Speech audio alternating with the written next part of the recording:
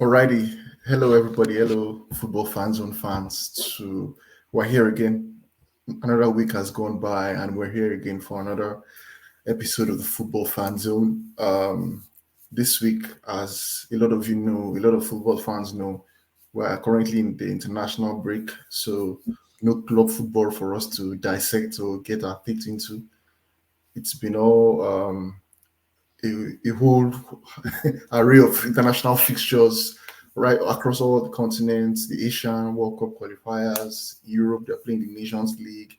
In Africa, it's the African Cup of Nations 2025 qualifiers. So yeah, and a whole lot of that is going on. But for us, of course, our focus will be on our darling team, the Super Eagles of Nigeria. Yes. So as majority of Niger fans will know, the Super Eagles of Nigeria started their qualification campaign with a 3-0 win over our neighbors, Benin Republic. Um, as, as a lot of Nigerian fans know, it's been long overdue. I think this is our first win in like 5 games, stretching right back from the last AFCON final, where we lost the final to the host Cote d'Ivoire, all through the World Cup qualifiers up till now. So it's nice. It feels good. It feels good to be coming back off a Yeah, win. feels Yeah, like a Adams, let me long bring you. time. Feels like a long time ago, man, when we won Again. against was this South Africa? That must have been Yeah, the in the last semi-final, yes, of the AFCON, yes. game. Yes. And but yeah, I mean, much deserved win. I'm so happy. The vibes have been immaculate. You've been seeing the behind the scenes from the camp. The guys seem to be in good spirits. The fans are in good voice, backing the boys. And there's just been a lot of subplots before the game. So the victory even made it more interesting. It was obviously the World Cup qualifier. We lost to them away from home, although we played in like a neutral ground, which even made it worse. Um, will and obviously Gannett Raw, former Nigerian coach, a lot of ties to the Nigerian team. That was also there. And then we had the Victor Osimhen saga with the Chelsea, eventually landed at Galatasaray. And of course, on a positive note, Ademola Lookman getting nominated for Ballon d'Or. So it was just a lot of stuff going on behind the scene. And then to crown it with that victory, it was just fitting. It was a very good performance. I was really happy to see that win. Yeah, absolutely. Absolutely. I'm sure you will. No worries. We're going to break down everything from the manager to the game to where this victory and leaves us in terms of qualification, where we are as well in terms of the World Cup qualification as well, because that's also still going to come up as well. So a whole lot to talk about. So let's start first with before we move to the positive about the victory, let's start first with the whole fiasco around, the appointment of a manager from Germany. That I don't think until I'm sure as majority of Nigerians will know that until when they said, okay, this is the guy that was coming to be the next coach. I'm not sure many people knew who the guy was. We're always so fond of. I was looking up. I think was it yesterday before the game. I was looking up some like Nigeria's past managers, and you see names like Lars Lagerback, some kind of guys are just like, where do we see? We just seem to be keep spawning out these names from somewhere. But it's crazy. Nah, Lazarback is crazy, man. That's the person. That's the individual that took us to the World Cup in 2010 South Yeah, Africa. yeah, I remember that guy, man. So it's just so that Adams. Let me just get your view on in terms of NFF, in terms of how we hire managers. Let me just get your view on what you think. Man, look, like there's no transparency. We don't know the process. We don't know the team that hires the manager. We don't obviously we maybe I don't know if it's the president, if it has to do with the ministry, the minister of sports. We don't there's no transparency, so we can't really tell these guys that are doing the hiring, do they, know what they're doing? Are they guys that are very knowledgeable about, the sports? Most times in other countries, you might have ex-internationals pitching some ideas as well in the search. You have interviews going on. You hear different things. You hear, oh, this country is interviewing this guy, and we don't seem to hear that.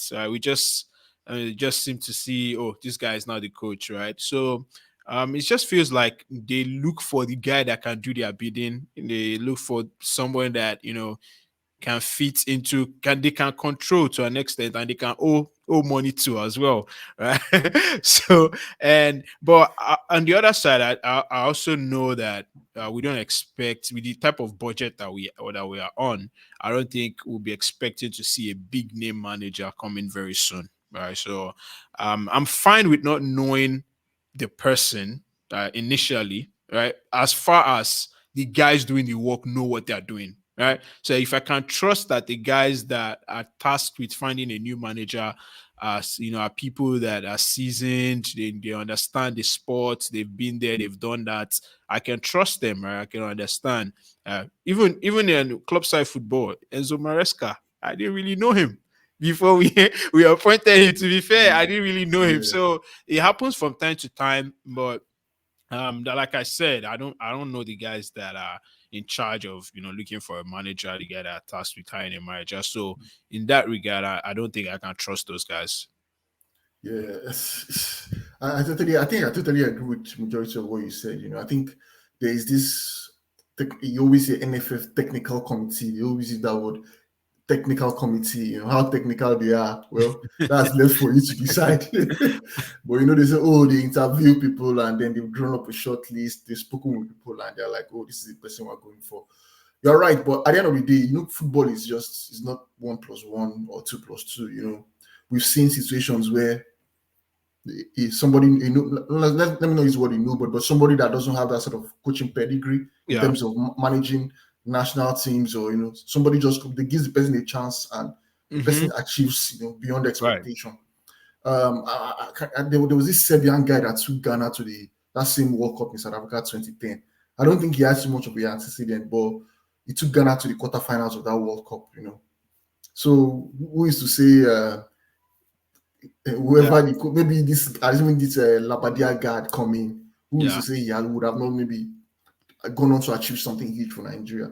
So Right. that's still there. But also on the flip side, you can see it just seems like we just seem to go for, this is the easier option or this is the cheaper Yeah. Like, option. yeah, that's the thing. Like, they don't give us much context into why somebody is appointed, right? Yeah. But if you're appointing someone, you say, okay, this is why we're appointing this guy. We really believe in this guy's philosophy, and we'll stick with him. But it just seems to be an appointment, and man, this is our guy, this is our guy. Yeah, You don't yeah. even you don't explain to us, what went into it, why you think this is the guy. So yeah, like you said, the technical committee, are they even really that technical? That the ones that are supposed to educate us and say, hey man, we feel like this guy, he did a very good job here and here. We like we As a matter of fact, we're appointing him because he's a leader, or because he's very vast with African football, whatever the case might be. I remember Maresca. Sorry to bring back to Chelsea. I remember Maresca, and people were saying, "Oh, and even if that didn't come directly from Chelsea, but I'm sure some of those news might have been leaked by some Chelsea sources. Like, oh, this guy Yeah. has done a very extensive job on all Chelsea players. Like, he knows all of them, right? So things like that will keep us at ease. Like saying, oh, like this guy, when he came for the interview, he brought a short list of all our players, and we're very surprised, and that's what got him the job. Things like that, like explanations behind why people are appointed, not just throwing the name at The us. name man said, oh, we're pleased to Yeah. announce so and so, Mr. X and so as our new manager. I just I don't know, I was discussing with somebody. I was discussing with my work colleague, a Zimbabwean, in my office, and we're just talking about, like, maybe some months ago, about African football, sports in general. And I think I was just saying, like, Africa as a whole, even beyond Nigeria, I think in terms of the way the society is, in terms of how, what's the word now, the economies, I think it just seems to be reflecting on, in terms of, like, sports development, in terms of how the teams do when they go into all these international competitions. Sports seems to be not getting the right funding, and even the little that they get in terms of funding is not, we can't account for it. Monies are just thrown here and there, and there's no accountability. It just seems it just comes down, boils down for me to the word corruption. Where is the accountability? Where is the, you hear, oh, as FIFA gives grants to African confederations. What is the money being used for? Oh, they say they use it to build one stadium, and then after how many months the stadium is dilapidated. It just seems everything Same just old you story. just exactly you just see. That's why African teams always seem to underperform. I don't know. I just think like a nation like Nigeria, right? Where we pride ourselves as a very big nation, right? And rightly so in terms of number, in terms of what we think we can eventually achieve, hopefully sometime in the future. Like it just feels like why can't we? I don't know. So I would like to get your thoughts, right? I'm thinking of look. Let me use the example of Spain, right? Up until 2010, Spain they hadn't won anything. I don't think they had won any major trophies, or maybe it's been almost a long time since they won something. But you could see that something they started getting some things right in terms of like youth setup. They have their like it just seems like there's a sort of like cadre of they had the plan to say, okay, this is how we want to a philosophy of this is how we want to play games, this is how we want our national teams to play.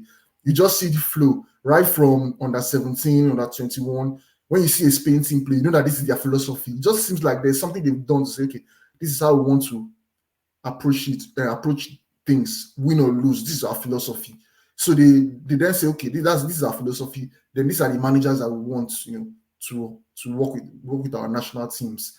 And then you see them going for you saw the Euros where they won, where it was the coach that won. He had won under 19 Euros, under 21 Euros, and they brought him up. And he had worked with majority of those players that he won the Euros with, Yamal, Williams. He knew them right from when they were under 19. So it just feels like it was a perfect fit. But of course, it does all this doesn't bring success all the time. But sometimes I just feel like Nigeria needs some sort of philosophy for us to, in terms of our football, for our football to start growing again. Let me get your thoughts. Yeah, it's just like you're reading my mind because I was thinking about this a few days ago as well. Like with the whole foreign coach versus local coach, I was thinking to myself, we actually need a structure.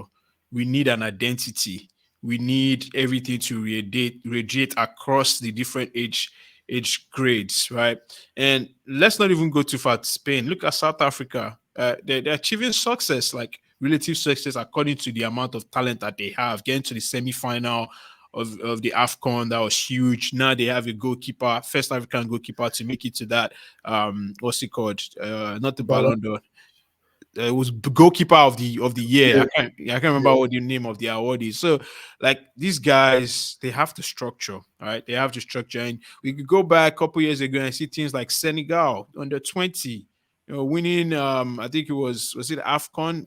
yeah, Yeah, yeah, and then winning the Nations Cup, and you just see, and that's the thing that I feel like we need to do as well. There has to be identity, and yeah, whatever coach we appoint, we have to make it, it has to be mandated. Like you need to work with the lower levels. You need to work with under 20, right? exactly. Need to understand. As a matter of fact, get some of those guys in the door. Let them train with Yeah, the Super Eagles. When you have one exactly. of those closed doors friendlies before an AFCON game or whatever, before a competition, let's get them, understanding what it is to play for Super Eagles. And then Yeah, we've seen the same thing even in England setup.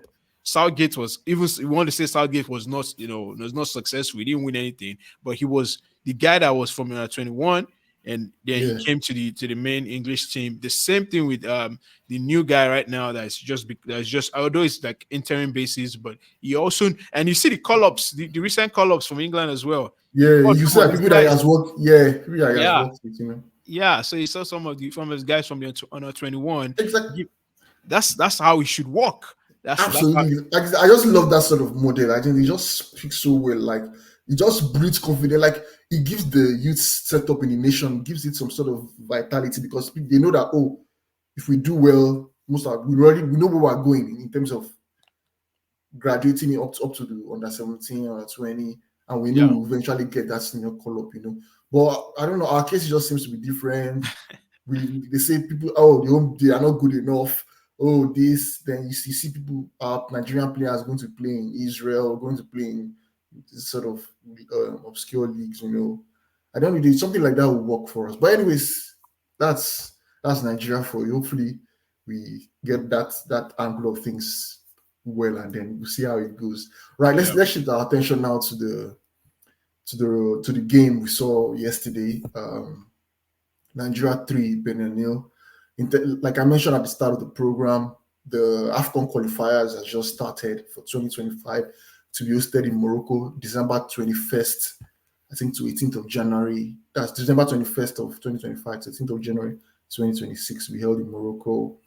48 teams, all split into 12 groups of 4 teams each, with the top 2 qualifying from each group. So I'm looking at that sort of qualification, and I'm looking at Nigeria's group. So in our group, we have Benin, which we beat yesterday, then we have Rwanda, and then we have Libya. With no disrespect to those things, I think Nigeria should be finishing, at the worst case scenario, should be finishing second in that group, Of of which course. I think we are going to win the group anyways. Of course. But yeah. So I just feel like Nations Cup qualifiers, not to be sounding too boastful. I think we're home and dry. I think we'll be there. We'll be there, right? Okay. Let me before we start talking about qualification and permutation and all that. We saw the game yesterday. Goals from Ademola Lookman, a brace from him, and then Victor Osimhen, the current African Footballer of the Year, also popping up with a goal, which was made a lot of Nigerians very happy. We saw the celebration for his goal as well. Everybody was supporting him. I felt good about that. I think I felt I was really happy about the celebration. The whole bench, the coach, everybody was jumping to celebrate with him. I felt like Victor needs all the love he can get right now. I Yeah. think a confidence and a happy Victor, is scary for defenses all across the world, Africa and the Turkish league as well. So it was a good sight to see, good winning, that's winning feeling factor in the back. And yeah, let me get your take, the Adams. Oh man, it was a great game. I was scrambling to watch that game, and you guys came in clutch for me, providing me a way to watch that game. But yeah, I was happy I got to see parts of that game. And man, Ademola Lookman, talk about somebody playing on top of his confidence right now. Top form, showing his quality game in, game out. He just looks different. Like he looks like a world class player. Every time he gets the ball, something is about to happen. And if you take your mind back to the first time we saw him play for the Super Eagles, it was different. Like he looked Yeah, out of place. He looked like, man, can this guy survive playing this type of I physical? remember very well where people were Yeah, doubting, like, is this guy really up for it? But yeah. And, wow, yeah, wow. and from then to now, look at the change and his fortune and the way he plays, the way he carries himself. He's an absolute superstar. I was so happy for him. Whenever he got the ball, he looked like he was going to make something happen. And that's a hallmark of a very good player, of a great Yeah, player. And he's playing top confidence right now. I was really happy to see that first goal, especially, man. Bro, to score that type of the goal, goal. I mean, You could just feel the confidence you flowing can through you, him. Like, you can feel the confidence. And look, I expected that he would have gotten a big move last summer. I mean, so just I yeah. was teasing you guys. I said, why did Chelsea or Arsenal? Why did you guys go for him? Hey, that's look, bro. Especially Chelsea, man. We'll be signing all these guys, left, right, center, and we didn't even get one of the Nigerian boys in. But yeah, I felt like see, right now in the world, top wingers in the world, Ademola Lookman is definitely one of them. Yeah, And he took an unorthodox way to get here. We don't know about his story from Charlton to Everton. He bounced around quite a bit, but now he has found his home in Atlanta and he's doing very well. I'm excited to see what the future holds for him.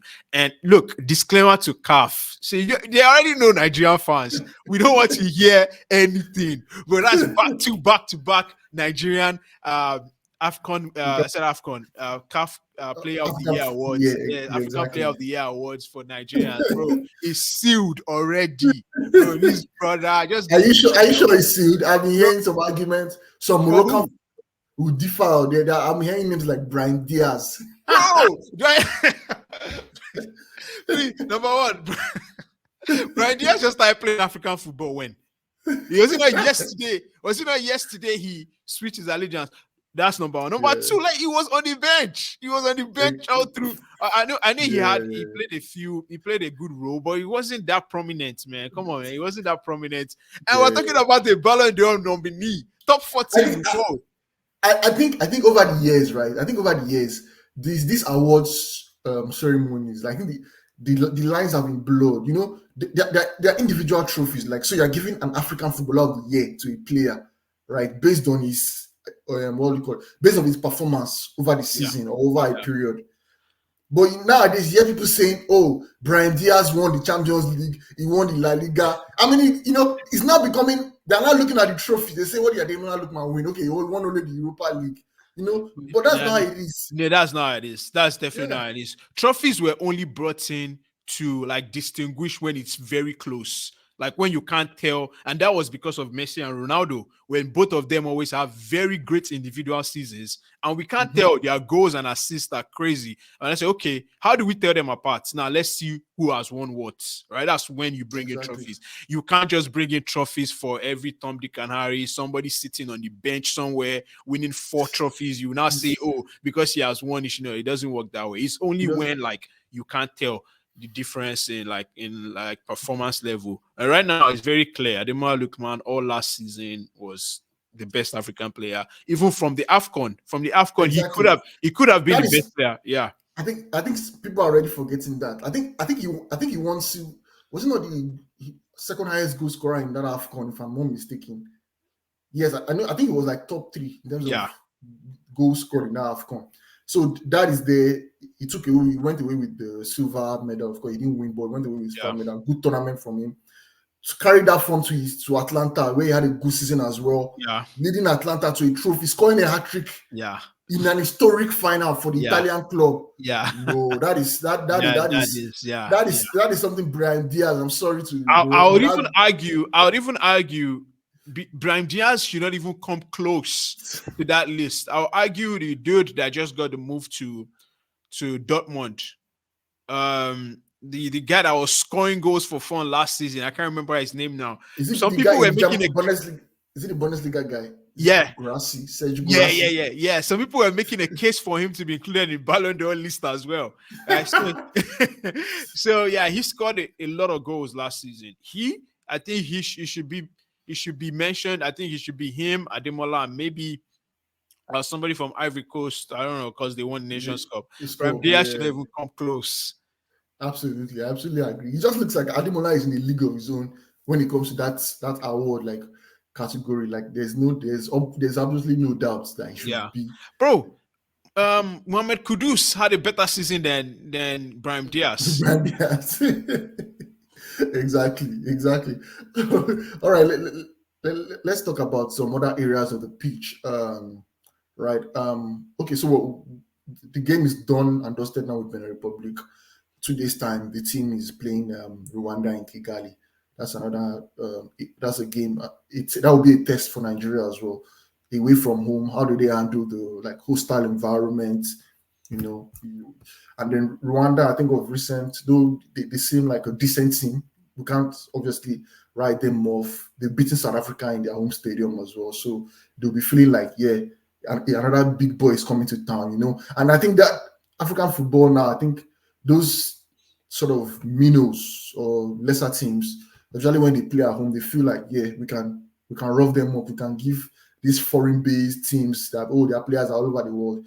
They feel like they can give them a physical game, and then they want to test them and see. So I think the Nigerian team going into that game, they really need to be like ready for a physical battle because it's not going to be easy. It's not going to be as easy as this Benin Republic game. So they need to be ready for that game. Looking at that game, I'll come to you, Adam, shortly in terms of personnel. Right, I think our team is. I think the team overall, the Nigerian team, like if you're looking at maybe a team of 18 or 21, 23, I think we have a good team, a decent team, right? My worry, the area of the pitch that worries me a bit might be the center back area, right? Mm, I that's interesting. why why I feel so is I'm looking at Calvin Bassey. I've been a fan of Calvin Bassey for a long time. He had a good AFCON, I think, but I just feel like there are some moments I don't know, he just lacks that indecision. I don't know if it's just me being Yeah, and that was, he can have that lapses of concentration in his game. I think like he sometimes his mind feels like his mind might drift all over the place. please. Sometimes, yeah, Exactly. And yeah, that pace as well. Because I'm looking at him and Trust Ekong, right? And I'm looking at Trust Ekong as well, who's also getting advanced in years. He's not getting any younger. So in terms of pace, they look like they're lacking a bit of pace there. I don't know if it's something that worries um, Nigerians. I would like to disagree with you with that Trust Ekong point because Trust Ekong doesn't look a day young older than than the Than he Afcon, was. man. Like he's and I was going to say like I feel like the core of our team they don't get a lot of praise, but the core of our team, Semi Ajayi, Trus Ekong, Calvin Bassi, those guys, I think they're like the unsung heroes. And I might throw in Olaino in there as well. Yeah, Those guys, I feel Olaimo has like been solid. yeah, those guys. I when I see there, I don't think I have any Yeah, concerns about anyway, sir, I'm defense, right? yeah, I don't Okay, think I have maybe. any concerns. I, sorry, I was yeah, maybe it's just me being paranoid, you know. Yeah, I yeah, don't know, maybe. maybe as a Nigerian, I'm just looking for something to say. Okay, I'm worried about this, but yeah, I like. I think Olaino has been superb. By the final, right from the Afcon up to, I Yeah, think he's been very, very like.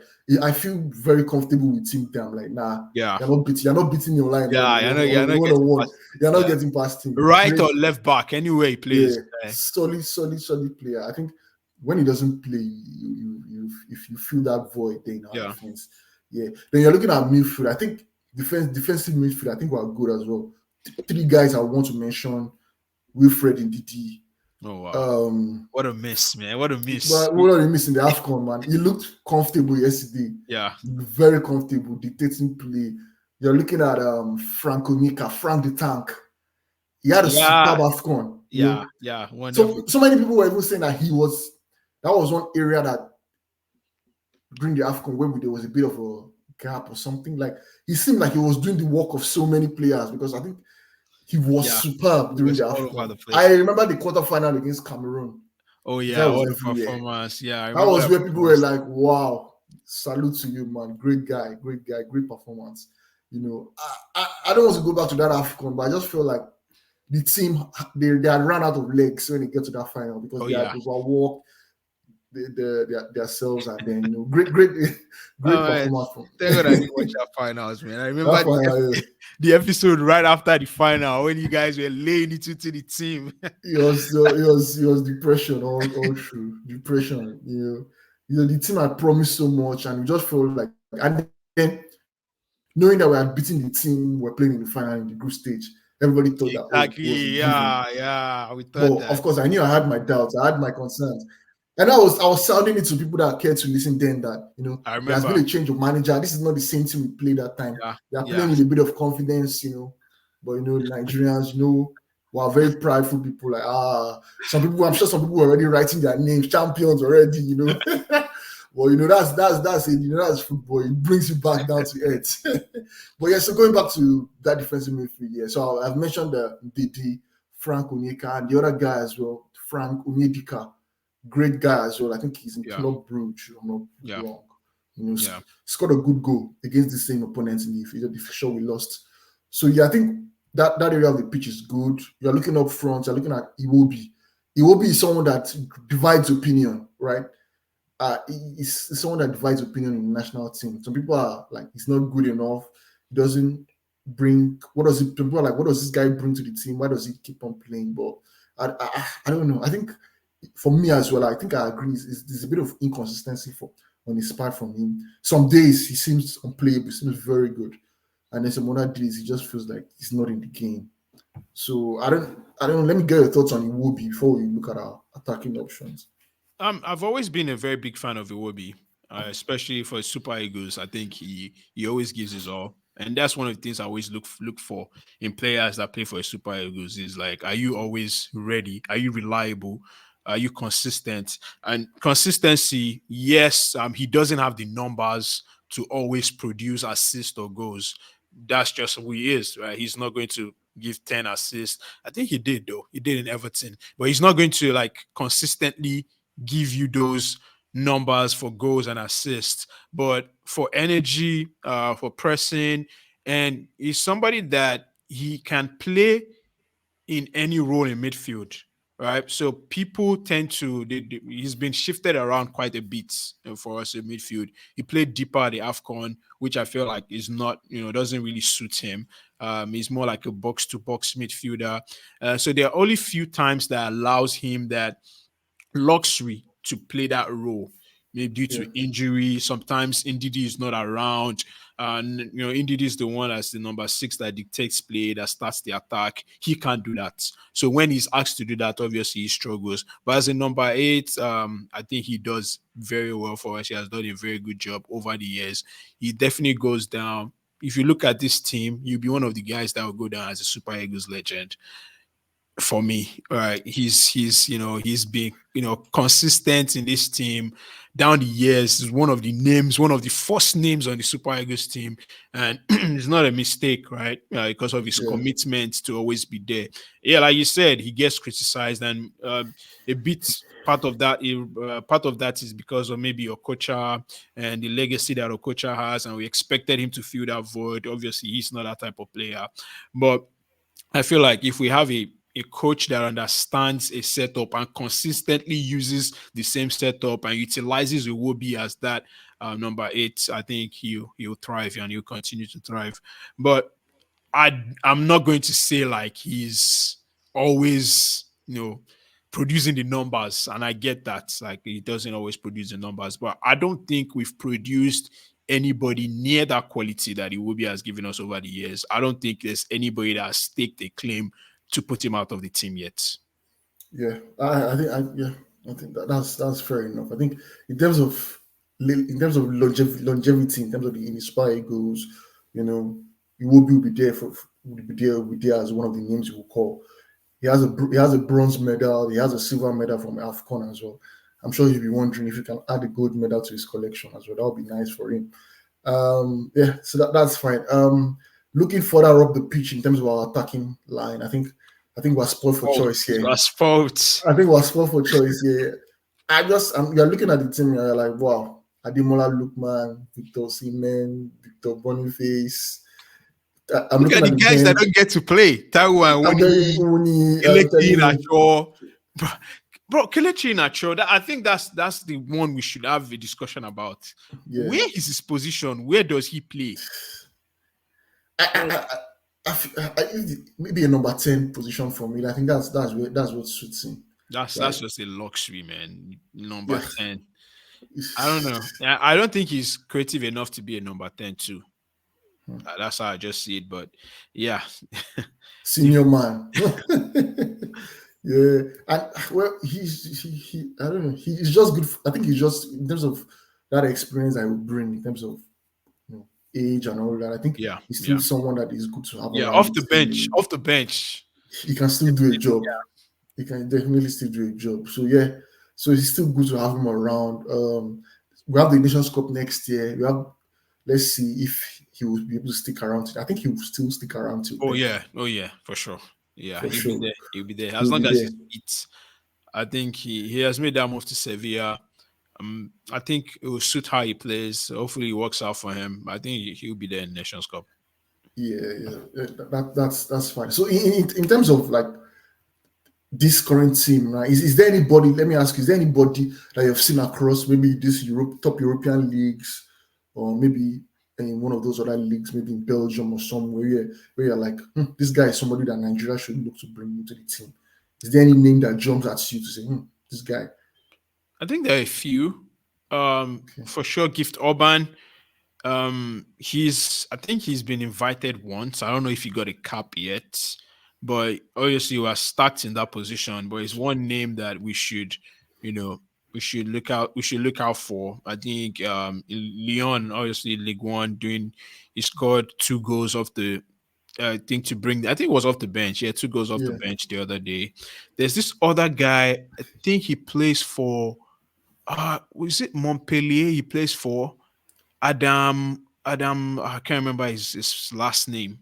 Yeah, Oh, he made that move 2 seasons ago. He plays in Ligue 1 for sure, and I've seen him. Looks like a very good midfielder, box to box, scores a lot of goals as well. So those are like the two names that come to my head right now.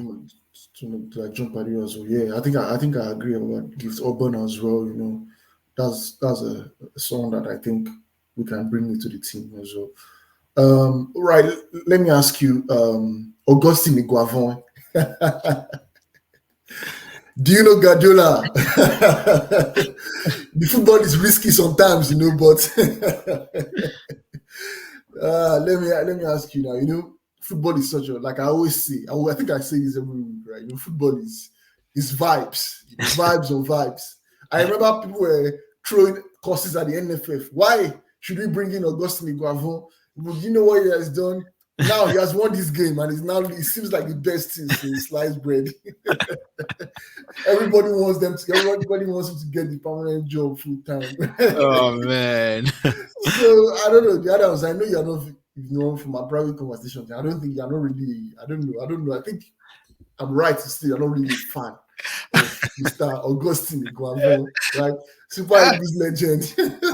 I mean, it's popular right now to support him, and I think that I like the fact that he's always available for us when we need him. What one thing I've said is like he definitely plays attractive brand of football. Like he likes to attack. Right? Maybe not up to Pep Guardiola, maybe not be close to Pep, but he's one where whenever we've played, we look to be on the front foot every time. But I'm just cautious, right? I'm just really cautious. Like two big occasions, I will never forget the two big occasions, right? That we've asked him to deliver. The first one in World Cup qualifiers, we couldn't make the World Cup, and then obviously Nations Cup as well. Yeah. If this was a foreign coach that did these two things, like I would have had his head on a stake by now, right? So If you know we are near the job, yeah, exactly. yeah, so like he keeps getting opportunities. He has gotten a lot of opportunities, and he's somebody that I think he should always be in and around the team because he knows the players very well, and he has Yeah. walked those steps before as an ex-international, obviously. So I think that he should always, in some capacity, be involved in Super Eagles. I'm not going to change after a 3-0 win against Benin Republic. I don't think he should get the full-time job. Um, I think I'm in support of a foreign coach because I think there are a lot of things we need to address. So whoever gets the role, I hope the NFF understand the gravity of the situation of, qualifying for the World Cup, which is huge for us. We can't miss two World Cups in a row.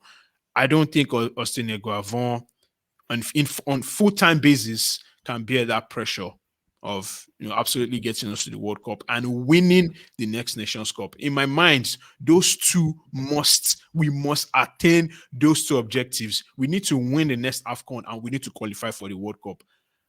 Can Austin Eguavon do that for us? I'm not quite sure.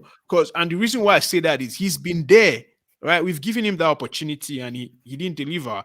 Like I said, like great guy.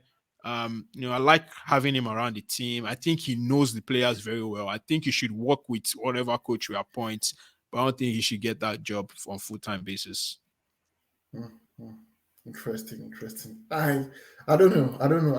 I'm still undecided on whether I should get it full or bring in a foreign manager. I don't know. But well, in the Look, short, we need a foreign manager for different things, man. For the future of our yeah, football. Like we said, we need that consistency.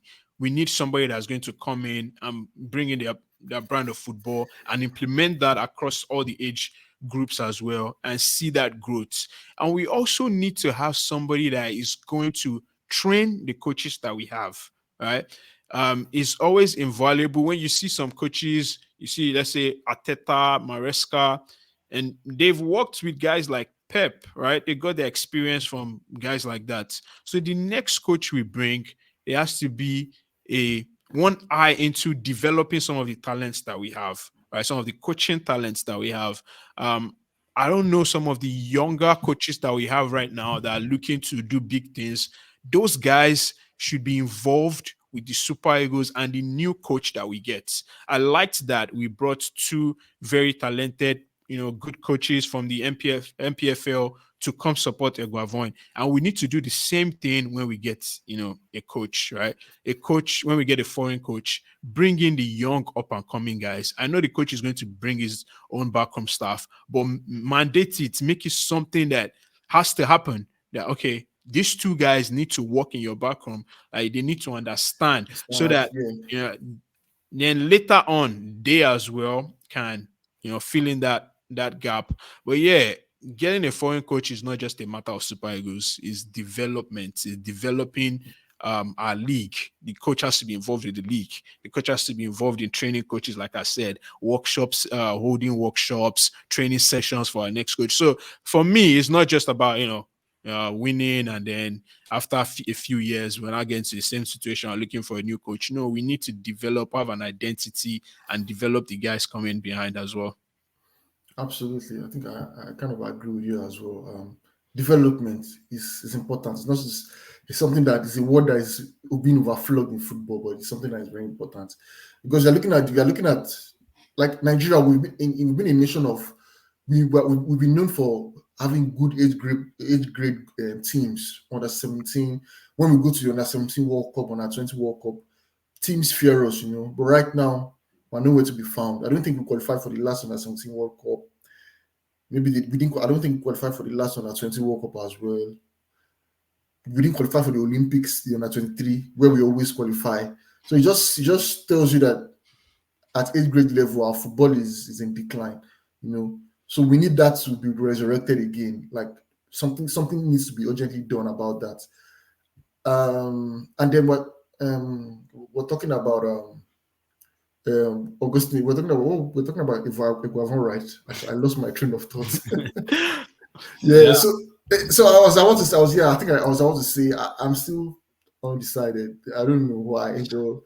You see, you Now, see, I man, know, look, if you can continue winning, man, maybe I change my mind. But right now, man, but I don't know. like, yeah, based on, of course, based on his antecedents in terms of those key things that happened in recent memory. Yeah, that still hurts for a lot of Nigerians. So many people have not forgotten. We'll see. Maybe Equavon is going to learn from. Maybe those experiences will be things that he will learn from, and it will be good for overall for Nigeria. We will see how it goes. Yeah. So, like I mentioned earlier, the Nations Cup qualifiers were looking good, and the way CAF has sort of arranged this is by end of November. So we have like two more windows of international break this year. So we have one coming up in October, mid-October, and we have one coming up mid-November, I think, as well. So by then, we would have played all the qualifiers for the Nations Cup. So by Oh, that's really November, nice. Yeah, that's we nice. would have, yeah, we will know where we stand and whether we're Okay, going. so October is going to be. Yeah, yeah. Oh, I So see. Yeah, I see. yeah, you Yeah, see, so the way they did is we play Rwanda on Tuesday. Then for the next international break in October, we play Libya home and away. yeah, And then the final international break in November, we'll now play the reverse of this. So yeah. Benin Republic away, And Rwanda at then home. Uganda at home. Yeah, And that seals it. So we know where we are in terms of the AFCON. And I feel like this is good that we have a break from the World Cup qualifiers because that's the one that a lot of Nigerians are really worried about. And I feel like this is something that if it's a Guavon, right, this is something that we will know, like we'll be able to assess to say, this guy, those crucial games coming up because the World Cup qualifiers are resuming in March next year. So we'll be like, this Guavon is not the guy. But if he does well in these yeah. I six will just games like now, continue the progression. Like, yeah, and yeah. the another important thing is that two teams that we play in this Nations Cup qualifiers, we're going to play them Benin again. Republic and Rwanda. In fact, we're playing them 3 times. We still have Rwanda home and away in that World Cup qualifiers, and then Benin at home again. So it just feels like let's see what we Yeah, can do with these teams. Let's see how we can. We're going to know more about ourselves, And I think the Rwanda coach has been talking tough as well. Like, yeah, he's going to surprise a lot of Nigerians, all those kind of African talk. Like, yeah, we'll see. I fair play to them. Nigeria has not been in the best of form yeah, prior to this victory. So you can understand why they're like, yeah, we're not scared of you. And then I'm looking at the World Cup qualifying group now. You can't believe that Nigeria is fifth in a group in a 16 group. It's a group that has Lesotho, no disrespect to Lesotho, Zimbabwe, Benin Republic, Rwanda, and South Africa. Nigeria is fifth. Yeah. Played four, drawn three, lost one. 3 points. That is abysmal. Yeah. I just feel like for us to go to the World Cup now, we can't afford to drop any more points, right? I think we have 6 games left. If I'm not mistaken, 6 games left. We just have to win all. We have to win all We have to six. win all 6. Bro, All 6. if we're able to somehow miraculously make it to the World Cup, the coach that guides us through is a legend, man. It's a legend because looking at this position that we're in now, it's very tough. There's also the scenario of we might not win all 6. Then we now start hoping. Exactly. We now are hoping and praying that at least we'll be able to make it to the second place playoff. Then we'll now go and play one playoff tournament where they bring people from CONCACAF. We can't let a mediocre team represent Africa at the World Cup. We can't let that happen. But anything that finishes top of the group will feel that they deserve it. Bro, they deserve it, but they are going to go to the World Cup and get spanked. So let's just go and tell them that, hey, well, you guys allowed Nigeria to qualify. No, Nigeria just we know what to do. I think it's still in our hands, right?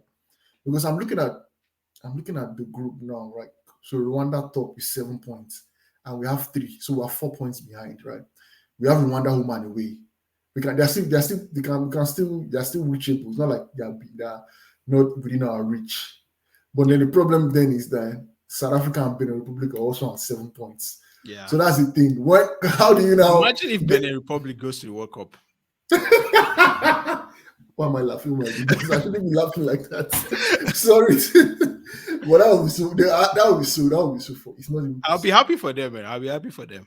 But then you're looking at Lesotho as well, Zimbabwe. We played a 1-1 draw in Nigeria against Lesotho.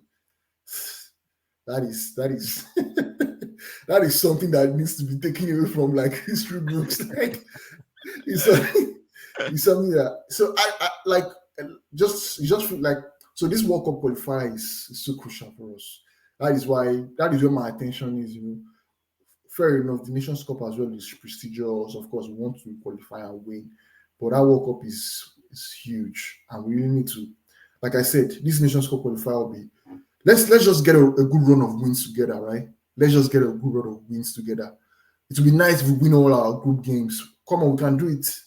Yeah. 21 points, I'll be 18 points, all 6 games won, and then come on, we can do it. That should build confidence going into those crucial World Cup qualifiers in March next year. Yeah. Adams, is there any final word you want to add on the Super Eagles before we move on from them? I mean, they just have to beat Kigali. Yeah, I said beat Kigali. Beat Rwanda. Kigali, yeah. They have to beat Rwanda and Kigali, man, because now it's all good vibes. This is Nigeria for you, When they've raised your expectation, somebody tweeted and said, hey, don't give us a lifestyle that you can't make. That's what I'm saying. It's all good vibes now. Nigeria. Exactly. So expectations are high. Nigerians are not like, oh, when is the next game? When can we watch the next game? And then you just tune in. I say, like, really? This one is even more important than the last one. Actually, they need to win. They need to win this game. They need to win this game. Nigerians love the Super Eagles again. They embraced Victor Osimhen. Exactly. I really like that. That was really nice to see. Yeah. But now, they had just have to finish. Go ahead. Just have to win, exactly. I just want to say, like, the Super Eagles, just in terms of like the mood of Nigerians in general, both living in Nigeria and in diaspora, in terms of how we're feeling about our country, just feel like the Super Eagles can just help us. Let's just have some sort of feel good. Like this past yesterday and today, I felt so good, like and then I'm sorry, but Ghanaians have been taking the hit. Yo, my Ghanaian brothers, man, one lost to Angola. Yeah, I'm telling you, we just have to bring that in because since we lost that final, we've been getting it from Ghanaians, they've been giving us on social media, and then now compounded with the woes of us, losing those, I've been dropping points in those World Cup qualifying games. and then Ghana, topping their group in terms of that World Cup. So it's been sort of demoralizing. But now that we won and they lost, a lot of Ghanaians have been hiding because they've been getting it hot. I know Nigerians, when it comes to this, you are not people that you want to try. Yeah, they So rub it in. exactly. So we just want that feel good factor to continue.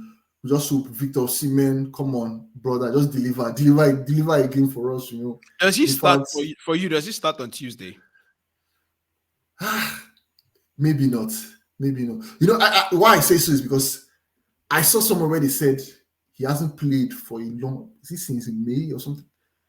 He hasn't played, so he's not. And Yeah, it's not in even the the best game, physical peak conditions. Yeah. yeah, even the game yesterday, I was looking at him and like off the ball, you could see that he was still. They were still limping. It wasn't that Victor that we saw in that AFCON where he was giving on running. But that again, we don't know how. I don't know how fully fit he is. If he's fully okay, let me put it this way: if he's fully fit, like the doctors have said, he's 100%, then he starts. The only reason why he doesn't start is if he's not 100%. Okay. Then we can't. Then we can't do that. Let's Awuni or Boniface. No disrespect to Rwanda, that they should be capable enough to start, and then Oh, bring in that. those are very good players too. Exactly. Yeah. Exactly. So they are good. They are good enough to start against Rwanda. So let them start. Then we bring in Victor X Factor. We bring him in, put fear in the defense. Victor is just put him across. I Put him didn't across get the your box. I didn't get your thoughts on Victor's move to Galatasaray. How do you feel about that? What? I felt. I felt a bit disappointed. I still wanted Victor to be. I wanted Victor to, if he was moving from Napoli, to move to one of those top leagues in Europe, be it in England, be it Spain, or even PSG in the French league would not have been a bad idea. To see Victor competing in the Champions League, that would have been nice. But I'm not sure. I think Galatasaray in the Europa League, Yeah. which is not so bad. And Galatasaray were also in the Champions League last season, so they're a decent Turkish team as well. But I'd have wanted Victor to be in. But all in all, the most important thing is that Victor is playing competitive football and he's happy and he's banging in the goals. That's what we want for our compatriot Victor Osimhen. The others, do you want to add your own thoughts on the move? I don't think. I know, like this has been an ongoing saga especially for Chelsea fans, and a lot of us have been torn in between. Okay, let me cut you. Let me ask you. Yeah. Victor Osimhen or Jackson? Come on, man. Victor Osimhen is a world class player. Man. Jackson has good prospects. Look, everybody knows that Victor Osimhen will come into a Chelsea team and would dramatically improve us. Like there's no doubt about that. Like he has the qualities. He is special. Like top 3, top 5 strikers in the world right now. Victor's name is definitely there. So yeah, we know that, and that's one thing that we know that Jackson doesn't give us. In as much as we want to support Jackson, we feel like Jackson has a high ceiling. We can get better. Right, but right now, ready-made, Victor Osimhen is that guy. Absolutely. Like I just feel like he has that physique. He has that Premier League build in him. I think lump the ball in the air, Kupama, just a delicious. I can visualize it for Chelsea fans, Kupama giving him a nice pass. It wasn't meant to be. It wasn't meant to be. And there's just a lot of divided opinions. And I hated that period, man. I was so happy, it ended because obviously Chelsea making that offer and Nigerians going at Chelsea. And yeah, it was a long transfer window for Victor. I felt like obviously Napoli are the real bro, those guys just frustrated Victor because a lot of reports came out saying PSG tried to sign him, but they rejected it and they wanted more money. Even the Saudi club came in and last minute they rejected it as well, asking for more money. So I don't think they wanted to let him off easy. So it was really them. And then Chelsea, being Chelsea, adding to the drama, just offering that ridiculous amount of money, which from Chelsea's perspective, I get the fact that there's a wage structure, and from Osimhen's perspective, I understand that that's disrespectful as well. So, man, it was just a long summer, but I didn't like the fact that he ended up in Galatasaray. I wish there was a way where he could have still stayed in Napoli, played an extra season.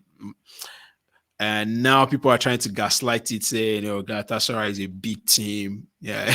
Victor is a big team. I mean, look, but Galatasaray, massive team in Turkey, fan base, crazy fan base, very passionate fans. He will love it there. But let's be honest, man, that's not the level that we want him to be. Yeah, exactly. For someone of Victor's status right now, it should be. But let's see how it goes. Let's see how it goes. We wish him the best, of course, in Galatasaray. Of course, we want him to be in top form, injury free, banging in the goals as well. Just, of course, player African Footballer of the Year. We want the best for him. So we wish him all the best. The Adams score predictions. Let me ask you for your score predictions. Nigeria was on Rwanda on Tuesday.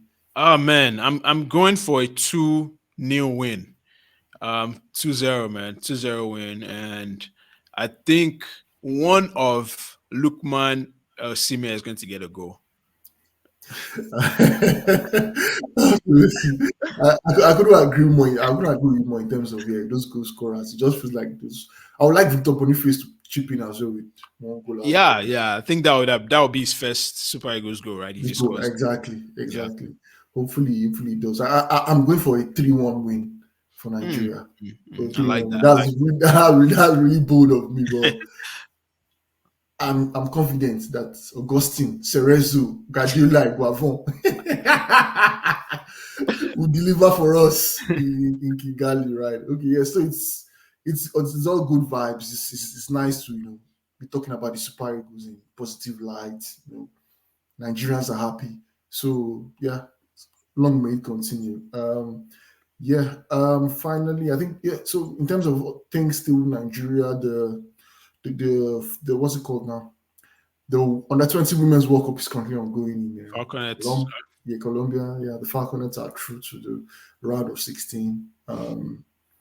Wish them all the best of luck. Let's see how far they go. We'll see. Right. Okay, so the Adams. Yeah. Over to you. I got some videos for you to react to. And get started with this one right here. It's continuing the Nigerian discussion. Sure. How will you go for? There's no need. Yeah. I need money. Need money. Let me take that to the beginning. Yeah, I need money. So between trophies and money, you go for money. Yeah, but it's both though. If you had to choose between money and trophies, which one will you go for? Money. If you had to choose between trophies and money, which one will you go for? I think I would want to win an AFCON with Nigeria. That's always been my dream. So I think that's the thing that I'll choose now. Hello, everyone. Please. Yeah. So, what's your reaction to that video?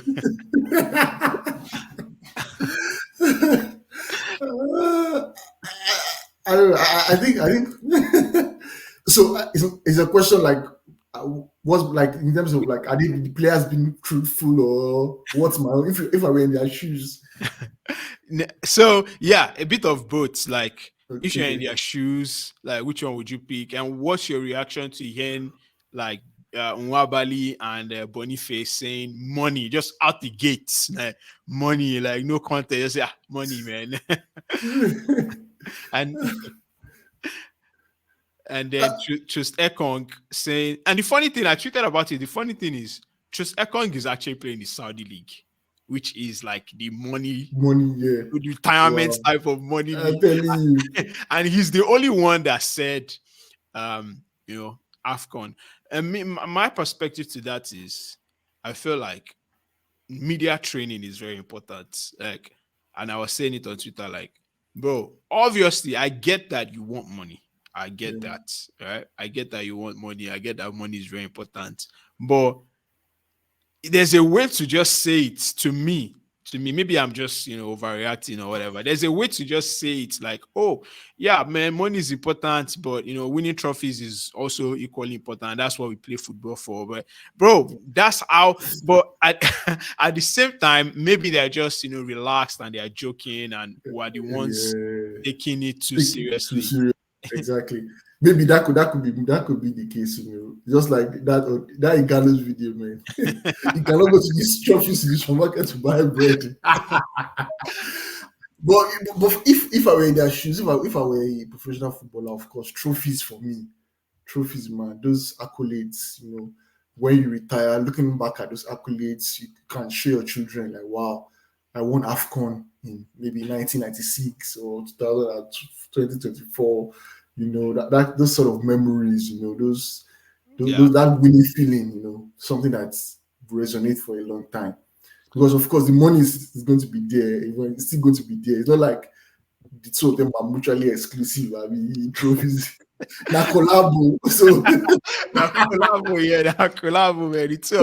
Why not collabo and take the votes? Please, I'm going for the collabo. No, but if you had the chance to play for a team that would give you have a good shot at winning trophies, like winning prestigious trophies like Champions League, Premier League, and then another team where they are going to pay you like a life-changing money, like the one we see from Saudis where they say they'll pay you like $1 million in a week or something. Nah, I think this one is easy for me.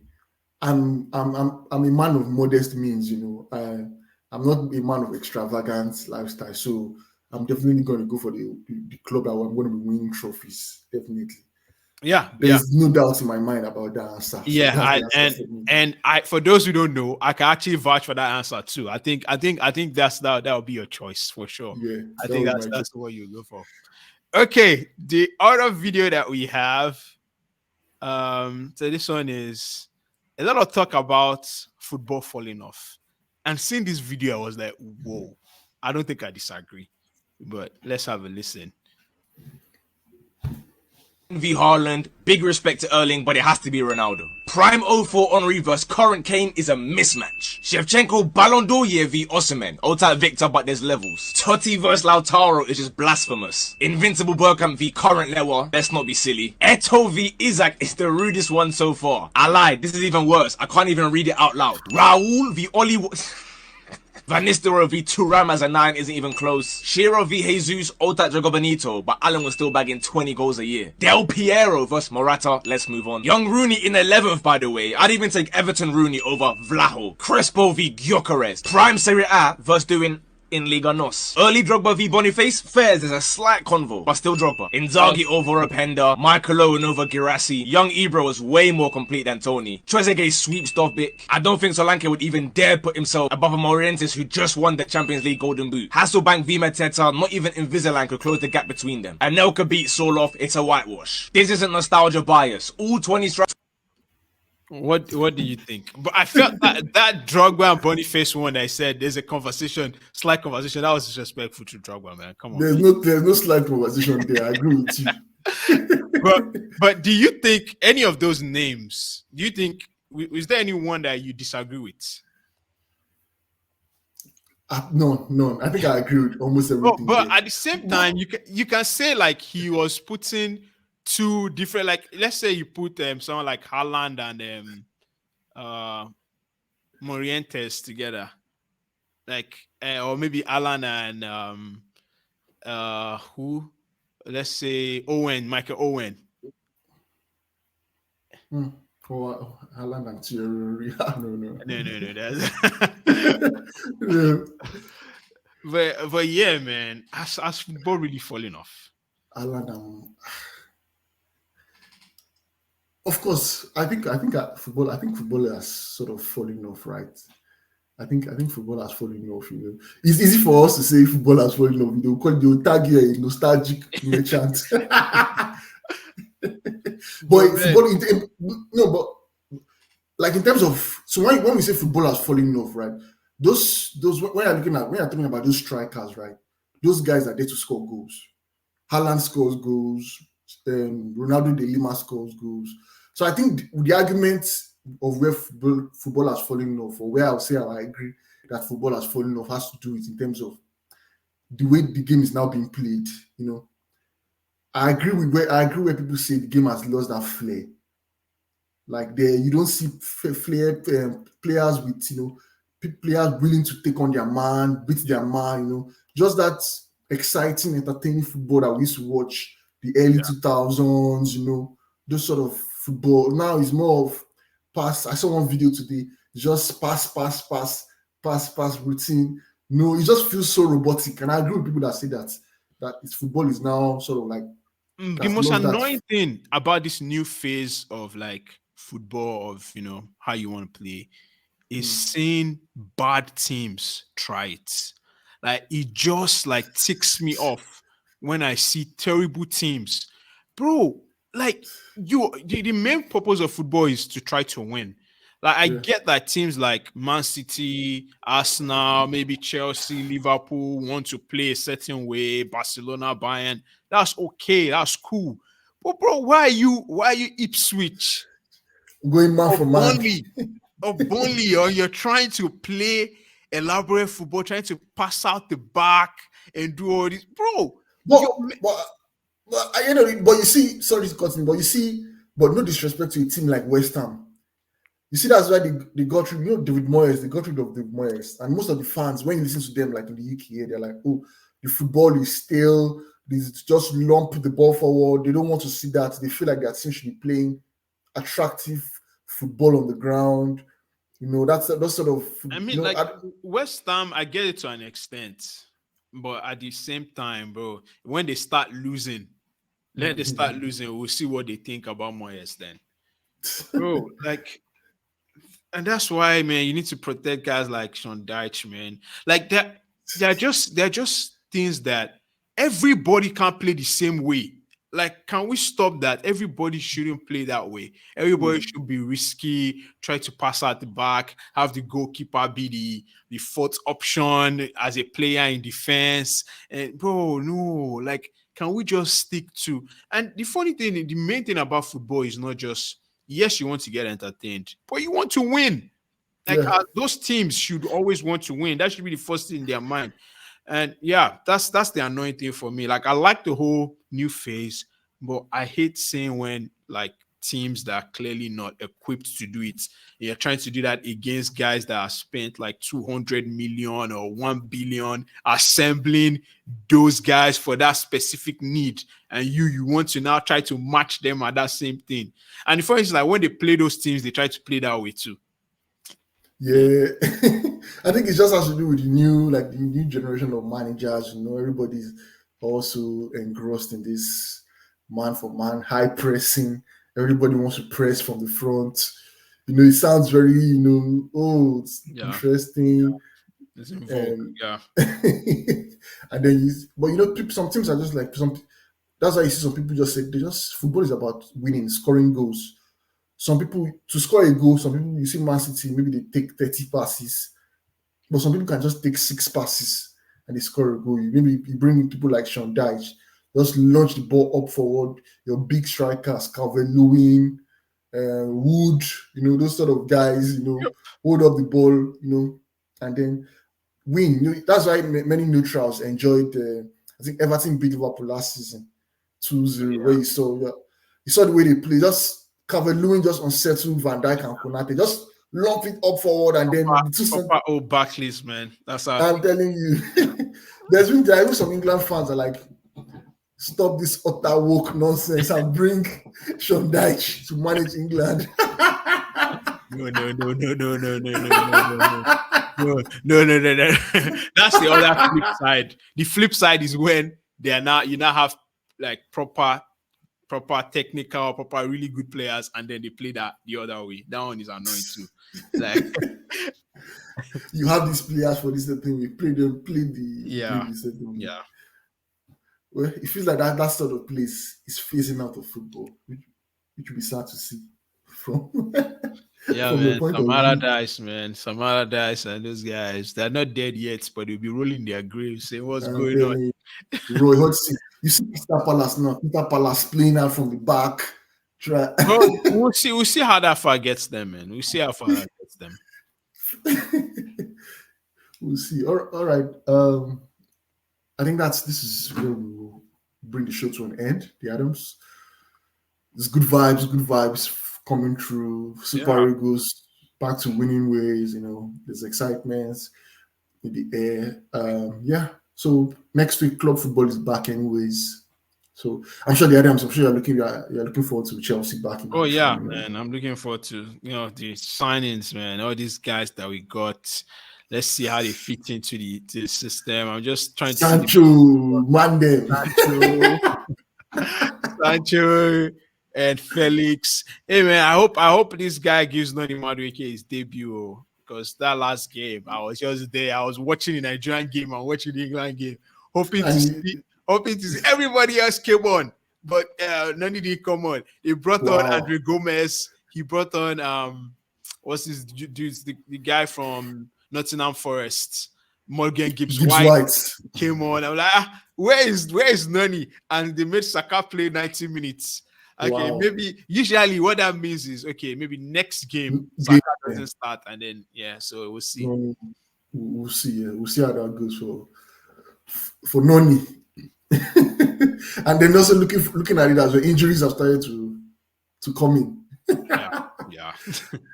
The international break costs because of the international break. Always like you just like, please don't come back here, George. Well, exactly. You see, one big name is going to suffer an injury, and you already see rumors of Arsenal. Calafiori is.